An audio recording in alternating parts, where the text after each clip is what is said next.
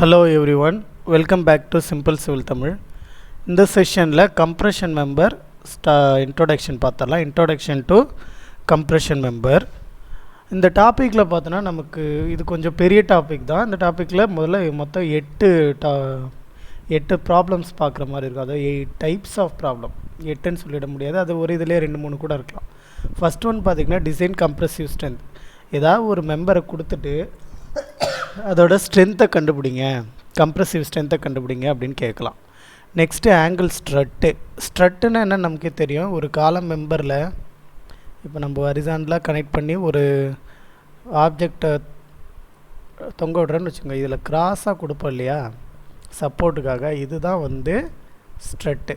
So இதை தான் inclined compression member தான் ஸ்ட்ரட்டுன்னு சொல்லுவோம். அது ஆங்கிளில் யூஸ் பண்ணால் ஆங்கிள் ஸ்ட்ரட்டு. ஓகேங்களா. நெக்ஸ்ட் ஒன் வந்து கம்ப்ரெஷன் மெம்பர். நார்மலாக ஒரு காலமோ கம்ப்ரெஷன் மெம்பர்னால் முதல்ல என்ன நமக்கு தெரியணும், காலம் தான் கம்ப்ரெஷன் மெம்பர்னு சொல்லுவோம். ஆர்சிசியில் காலம்னு சொல்லுவோம் இல்லையா, அதுதான்.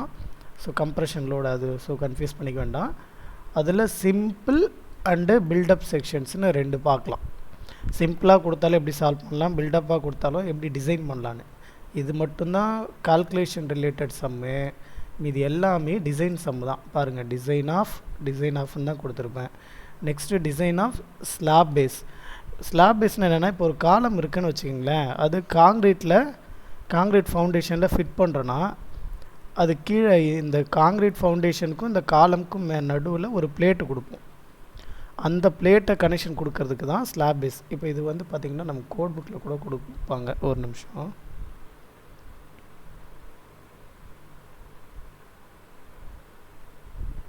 காலம் பேஸஸ். ஸோ இதுதான் நேம் பாருங்கள், ஸ்லாப் பேஸு கோட் புக்கில் கொடுத்துருக்காங்க. பேஜ் நம்பர் 47, அது 46னால் இது 47. அது கண்டிஷன்லாம் கொடுத்துருப்பாங்க. இதுதான். இதில் நம்ம ஐ செக்ஷன்ஸ் எப்படி வேணாலும் யூஸ் பண்ணிக்கலான்ற மாதிரி கொடுத்துருப்பாங்க. ப்ளஸ் சர்க்குலர் செக்ஷனு, இல்லைன்னா பில்டப் செக்ஷனு வித் ஸ்டிஃப்னஸ்ஸு, அது மாதிரி நம்ம பேஸ் பண்ணி டிசைன் பண்ணிக்கலாம். ஓகேங்களா. ஸோ அதுதான் slab base. Next design of laced column. இப்போ நம்ம செல்ஃபோன் டவரு, நீங்கள் ஹைவேல பார்த்திங்கன்னா நிறைய டவர்ஸ் இருக்கும். 4 காலம் இருக்கும். அதில் எல்லாமே இப்படி கிராஸாக போகும் கனெக்ஷன். இது எதுக்குன்னா இந்த 2 காலமையும் வித்ஸ்டாண்ட் பண்ணி நிற்க வைக்கிறதுக்காக. இப்போ இது வந்து கோட் புக்கில் கொடுத்துருப்பாங்க, இருங்க பார்க்கலாம். லேஸ்ட் காலம்ஸ் பாருங்கள். ஸோ இதுதான். இது வந்து ஒரு சைடு வியூ தான். டாப் வியூ பார்த்தோன்னாக்க இப்போ வெறும் 2 சேனல் செக்ஷன் மட்டும் கனெக்ட் ஆனால், இதே மாதிரி இப்போ 1 2 3 4 சேனல் செக்ஷன் இருக்கிற மாதிரி இருக்கும். ஸோ இங்கே டிசைன் பண்ணுவோம், இங்கே ஸ்ப்ளைஸ் டிசைன் பண்ணுவோம். இது வந்து டாப் வியூ. ஓகேங்களா. இது டாப் வியூவே.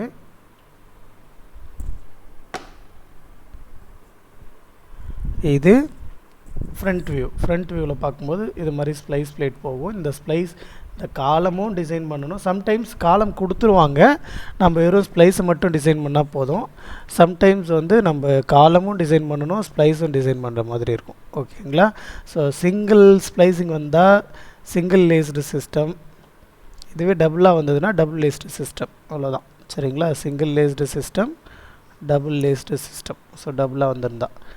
நெக்ஸ்ட்டு சம் வந்து பார்த்தோன்னா டிசைன் ஆஃப் பேட்டன்டு டைப் காலம். இப்போ இன்க்ளைண்டாக கொடுத்தோம் இல்லையா, அதுக்கு பதிலாக எப்படி கொடுக்கலான்னா இப்படி ஹரிசாண்டலாக டிசைன் கொடுக்கலாம். இருங்க காட்டுறேன்.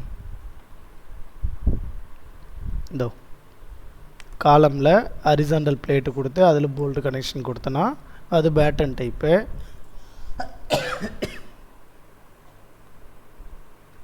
ஸோ பேட்டன்டு காலம் செக்ஷன். இது டாப் வியூவே, இது ஃப்ரண்ட் வியூ. ஓகேங்களா. இதுவுமே கோட் புக்லேயே கொடுத்துருக்காங்க. ஸோ நான் கரெக்டாக செக் பண்ணிக்கோங்க. Next design of gusseted base. Gusseted connection. இப்போ இந்த பேஸ்லேயே கசட் பிளேட் கொடுத்துருப்போம், அதுக்கு கனெக்ஷன் கொடுக்குறது. ஸோ அது கசட்டட் பேஸு. காலம் ஸ்ப்ளைஸ்ன்றது என்னென்னா, ஒரு குறிப்பிட்ட ஹைட் வரைக்கும் காலம் இருக்கும். திரும்ப அகெயின் சில காலம் ஹைட்டு மேலே கனெக்ட் பண்ணணுன்னா இதுக்கு நடுவில் பிளேட்டு கொடுத்து இதை 2த்தையும் கனெக்ட் பண்ணுவோம். போல்ட்லேயோ போல்ட்டில் தான் மேக்ஸிமம் கொடுப்போம், இல்லை வெல்டு கூட கொடுக்கலாம், பட் போல்ட் ப்ரிஃபர்டு காலம் ஸ்ப்ளைஸ்க்கு. ஸோ இப்படி கனெக்ஷன் கொடுப்போம். எதுக்குன்னா லென்த் இன்க்ரீஸ் பண்ணிட்டு போகிறதுக்காக. ஸோ இந்த பிளேட் இருக்கு இல்லையா, இதுதான் காலம் ஸ்ப்ளைஸ். இப்போ எப்படி டென்ஷன் ஸ்ப்ளைஸ், டென்ஷனை வந்து ரெண்டு மெம்பரை கனெக்ட் பண்ணுறதுக்கு ஒரு ஸ்ப்ளைஸ் பிளேட் கொடுத்து கனெக்ஷன் பண்ணமோ அது டென்ஷன் ஸ்ப்ளைஸு. அதே மாதிரி காலம் வெர்டிகலாக பண்ணோன்னா அது காலம் ஸ்ப்ளைஸ். ஓகேங்களா? ஸோ இவ்வளோ தான் நீங்கள் நம்ம சம்மு வந்து இதில் பார்க்க போகிறது. அந்த மொத்தம் 8 சம்மு. இதில் பேசிக்காக இப்போ டிசைன் ப்ரொசீஜர், ஒரு கம்ப்ரெஷன் மெம்பர்னால் நமக்கு அந்த இதை டிசைன் பண்ணால் என்னென்ன ரொம்ப பேசிக்காக தெரியணும் அப்படின்னு மட்டும் பார்க்கலாம். அதை பார்த்துட்டு இந்த வீடியோ முடிச்சுக்கலாம். ஃபஸ்ட் ஒன் பாருங்கள், பேசிக் design procedure for compression member. ஓகேவா? அதில் ஃபஸ்ட் பாயிண்ட், ஃபஸ்ட்டு கம்ப்ரெசிவ் ஸ்ட்ரெஸ்ஸை நார்மலாக அசியூம் பண்ணிக்கிறோம்.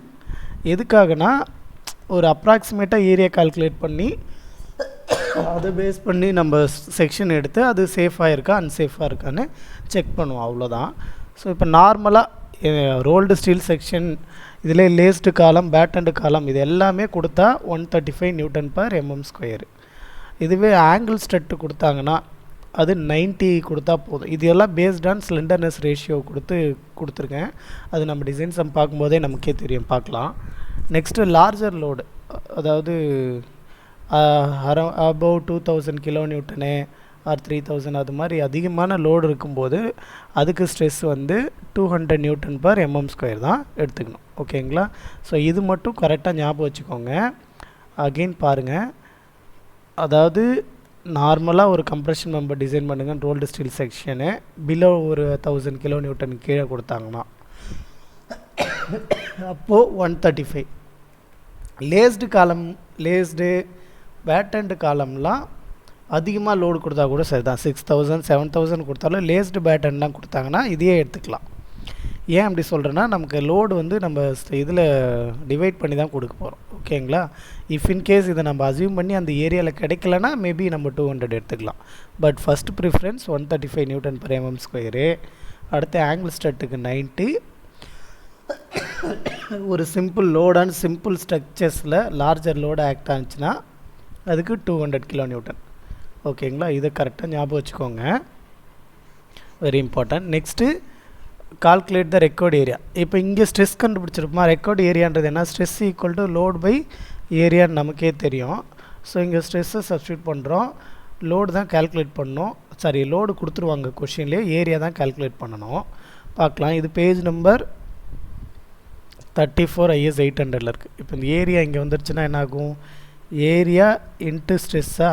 ஸோ இங்கே ஏரியா கம்ப்ரெஷன் ஸ்ட்ரெஸ்ஸை FCDன்னு சொல்லுவோம், ஏரியா எஃபெக்டிவ் ஏரியா ஏன்னு சொல்லுவோம்.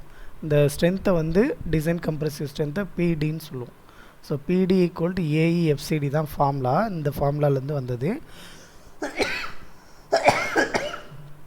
இஃப் சப்போஸ் உங்களுக்கு வந்து கன்ஃபியூஷன்ஸ் இருக்குது அப்படின்னா பேஜ் நம்பர் 34 இருக்குது.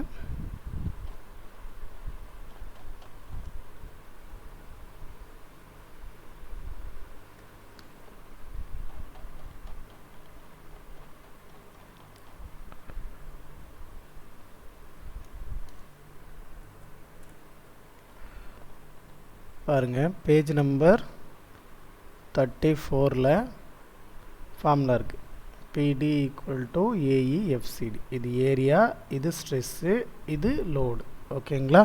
ஸோ இதை பேஸ் பண்ணி நம்ம ஏரியா கால்குலேட் பண்ணோம். Next selection of trial section. இப்போ நமக்கு என்ன ஏரியா கிடச்சிருக்கோ அதை விட அதிகமாக ஏரியா இருக்கிற மாதிரி ஸ்டீல் டேபிளில் செக்ஷன் செலக்ட் பண்ணுவோம். ஆங்கிள் ஸ்டட்டுனா ஆங்கிள் செக்ஷன் செலக்ட் பண்ணோம். நார்மலாக ரோல்டு பீம்னா பீம் செக்ஷன், பீம்னா ISMB ISHB அது மாதிரி வர பீம் செக்ஷன்ஸ் எடுக்கணும். முடிஞ்ச அளவு நீங்கள் டிசைன் பண்ணிங்கனாக்கா காலம்க்கு ISHB கொடுத்துக்கோங்க, அதுதான் சீக்கிரம் ஃபெயில் ஆகாது. ஹெவி பீம் கொடுத்துக்கோங்க.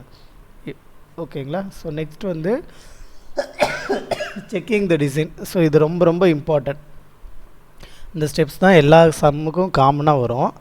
ஃபஸ்ட் IS 800 பேஜ் நம்பர் 44ல் பார்த்தோன்னா நமக்கு பக்லிங் கிளாஸ் கிடைக்கும். பக்லிங் கிளாஸ் டேபிள் நம்பர் 10 பாருங்கள்.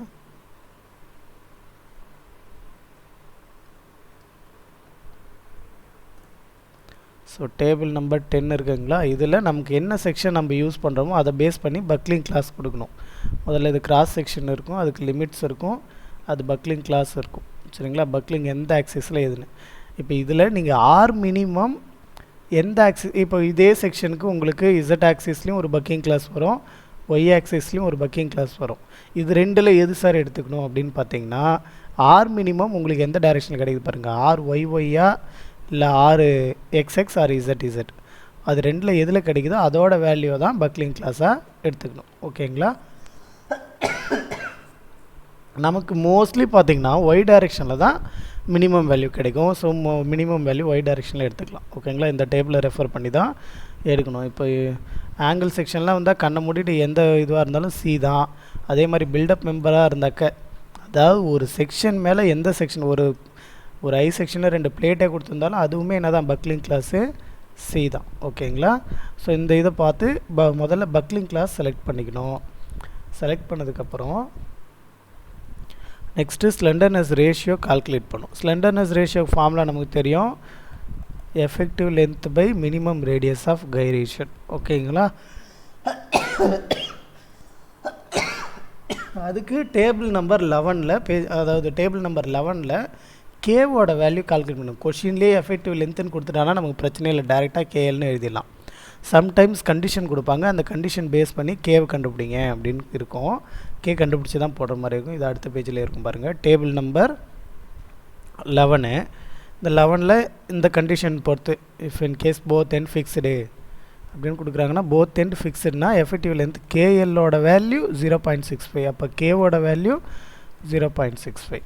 ஓகேங்களா, அதே மாதிரி தான் நமக்கு கொடுக்குற கண்டிஷன்ஸ் பொறுத்து அந்த கே வேல்யூவை பார்த்து செலக்ட் பண்ணிக்கணும். நெக்ஸ்ட்டு டிசைன் கம்ப்ரெசிவ் ஸ்ட்ரென்த்து, அது பேஜ் நம்பர் 34 இன் ஐஎஸ் 800/2007 பார்க்குறோம். பேஜ் நம்பர் 34 எடுக்கலாம். சாரி முதல்ல டிசைன் கம்ப்ரெசிவ் ஸ்ட்ரெஸ் கால்குலேட் பண்ணி எஃப்சிடி, நம்ம டிசைன் பண்ணியிருக்க இதுக்கு எவ்வளோ ஸ்ட்ரெஸ் வருது அப்படின்னு கால்குலேட் பண்ணோம். அது table number 9, page number 40 to 43. If in case எனக்கு எக்ஸாம்பிளாக ஒரு பக்லிங் கிளாஸ் சி வருதுன்னு வச்சுக்கோங்க, நமக்கு 4 டேபிள் இருக்கும். ரொட்டேட் பண்ணிக்கிறேன் ஒரு நிமிஷம். பாருங்கள், page number 43 table number 9D இருக்குது. அதே மாதிரி அடுத்த இதில் 9C இருக்கும், அதுக்கு முன்னாடி 9B இருக்கும், அதுக்கு முன்னாடி 9A இருக்கும். இப்போ நமக்கு தேவை பக்லிங் கிளாஸ் சின்னு அசியூம் பண்ணிட்டோமா. If in case buckling class சியாக இருந்ததுன்னா கேஎல்ஆர் மினிமம் ஒரு 35 அப்படி வருதுன்னா 30க்கு நேராக பார்த்துட்டே வரணும். நமக்கு தெரியும் எஃப்ஐ எப்பயுமே நாம் யூஸ் பண்ணுறது 250 தான். ஸோ 30க்கும் 40க்கும் பார்க்குறோம், நடுவில் எவ்வளோ வேல்யூ வேணுமோ அந்த வேல்யூக்கு இன்டர்போலேட் பண்ணி எடுத்து எழுதிக்கிறோம், அது ஸ்ட்ரெஸ்ஸு. ஓகேங்களா, இப்படியும் கால்குலேட் பண்ணலாம். ஆக்சுவலி இது வந்து ஷார்ட்கட் மெத்தடு. நீங்கள் நார்மலாக சால்வ் பண்ணணுன்னாக்க ஃபார்முலா யூஸ் பண்ணி தான் சால்வ் பண்ணணும். வெயிட், ஃபார்முலாஸும் நான் காட்டுறேன்.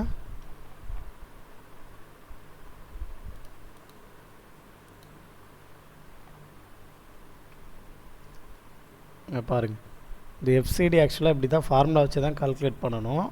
அதில் இந்த ஃபார்முலா இருக்கும், எஃப்ஐ பை காமா எம் நாட்டு பை. இந்த பை கண்டுபிடிக்க இங்கே ஒரு ஃபார்முலா இருக்கும். அதில் லேம்டான்றது ஸ்லெண்டர்னஸ் ரேஷியோ, அதை கால்குலேட் பண்ணணும். அதுக்கப்புறம் buckling Euler stress FCC calculate பண்ணணும். இதெல்லாம் கால்குலேட் பண்ணுறதுக்கு இப்போ அதுக்கு எக்ஸ் பார் தேவை. எக்ஸ் பாருக்கு டேபிள் நம்பர் 8 ரெஃபர் பண்ணணும்.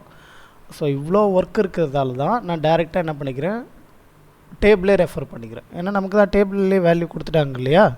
ஸோ கால்குலேஷன் நமக்கு ஈஸியாக இருக்கும். ஓகேங்களா, அதுக்கப்புறம் அதை பேஸ் பண்ணி இங்கே கம்ப்ரெசிவ் ஸ்ட்ரென்த் கண்டுபிடிச்சேன். ஸ்ட்ரென்த்து தான் சொன்னேன் இல்லையா, P D equal to A E F C D. First ஸ்டெப்பே தானே எக்ஸ்பிளைன் பண்ணோம். ஸோ இப்போ நம்ம கொடுத்துருக்க செக்ஷனோட ஏரியா கண்டுபிடிச்சிருக்க ஸ்ட்ரெஸ்ஸை சப்ஸ்டியூட் பண்ணால் எவ்வளோ லோடு இருக்குதுன்னு தெரியும். இந்த லோடு நம்ம டிசைன் பண்ணியிருக்க செக்ஷன் எவ்வளோ கிலோ நியூட்டன் தாங்கும்னு சொல்கிறோம். இப்போ நம்ம வந்து டிசைன் பண்ண வேண்டியது ஒரு 100 கிலோ நியூட்டன் லோடுக்குன்னா இது வந்து 100 விட அதிகமாக இருக்கணும். ஒரு 110 120 அது மாதிரி அதிகமாக இருக்கணும், வச்சா கம்மியாக இருக்கக்கூடாது. கம்மியாக போயிடுச்சுன்னா என்ன ஆகிடும்னா ஃபெயில் ஆகிடும்னு அர்த்தம். ஓகேங்களா, அது டிசைன் பண்ணிக்கோங்க. அதுக்கப்புறம் எக்ஸ்ட்ரா ரெக்யூர்மெண்ட் என்னென்னா, நார்மலாக ஒரு டிசைன் கம்ப்ரெஷன் மெம்பர்னு சொன்னால் இதோட முடிஞ்சது. இஃப் இன் கேஸ் லேஸ்டு காலம் பேட்டன்டு காலம்லாம் சொல்கிறல, இதுக்கப்புறம் ஸ்டெப்ஸில் கொடுக்கணும். சம்டைம்ஸ் யூனிவர்சிட்டி கொஷினில் இது வரைக்குமே அவனே கொடுத்துருவான். எப்படின்னா ஐஎஸ்எம்பி ஐஎஸ்ஹெச்பி என்ன இது சைஸ் யூஸ் பண்ணுறோம், இவ்வளோ ஸ்பேஸிங் கொடுக்குறோன்னு அவனே கொடுத்துட்டான்னா நீங்கள் 5th ஸ்டெப்லேருந்து ஸ்டார்ட் பண்ணால் போதும். சம்டைம்ஸ் ஃபஸ்ட்டு ஸ்டெப்லேருந்தே ஸ்டார்ட் பண்ணுற மாதிரி இருக்கும். நான் ஃபுல்லாக இருக்கிற மாதிரி நான் வீடியோவில் நடத்துகிறேன். அப்புறமா நீங்கள் எங்கே தேவையோ அங்கேருந்து மட்டும் ஸ்டார்ட் பண்ணிக்கோங்க. ஓகேங்களா? ஓகே, இந்த வீடியோ இந்த செஷனோட முடிச்சுக்கலாம். சரி, ஓகே, தேங்க்யூ.